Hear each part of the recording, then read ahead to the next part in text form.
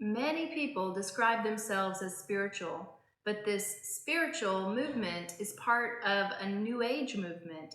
It has its roots in Eastern mysticism, and it's often enhanced through yoga and Hindu mantras. Years ago, I actually went to a yoga studio myself, certainly not seeking anything religious. I just didn't know at that point, and it was just exercise to me. But during the class, there was this weird chanting the instructor was encouraging, and something just didn't feel right to me. I didn't understand it, but I'd only tried it twice. And about a year later, I received an email since I was on their client list, and they were announcing that the yoga studio had officially become a religious studio, and the owner was now ordained.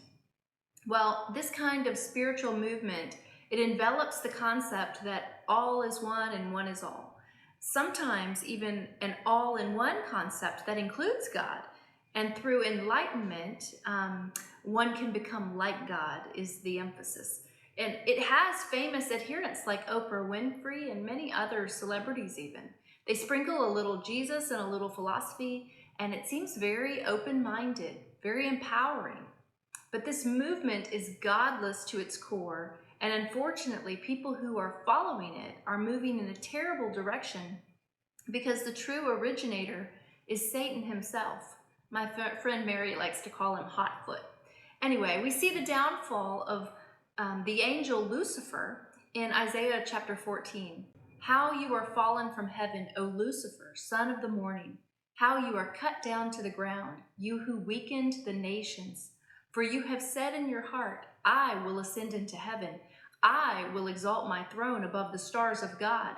I will also sit on the mount of the congregation on the farthest sides of the north. I will ascend above the heights of the clouds. I will be like the Most High. Yet you shall be brought down to Sheol, to the lowest depths of the pit. This is the beginning of the so-called New Age movement. The belief that anything that's created would dare to believe that they could be like God. But it didn't take long for this movement to take its roots on the earth. You know, Satan came first in the form of a serpent, and he approaches Eve in the Garden of Eden, and he tempts her to eat the tree that God had specifically commanded Adam and Eve not to eat from. And notice Satan's words to Eve in Genesis chapter 3, verse 5. Then the serpent said to the woman, You shall not surely die, for God knows that in the day you eat of it, your eyes will be opened, and you will be like God, knowing good and evil. Well, we read, of her response to this temptation in Genesis verse 6, and it says, So when the woman saw that the tree was good for food, that it was pleasant to the eyes, and a tree desirable to make one wise, she took of its fruit and ate. She also gave it to her husband with her, and he ate. Through Satan, you can see how deadly the sin of pride is. You know you are in trouble when, every word that's coming out of your mouth begins with I. Satan fell for it. Eve fell for it. And unfortunately, millions of people are now falling for it. God is God, and we are not, and we will never be.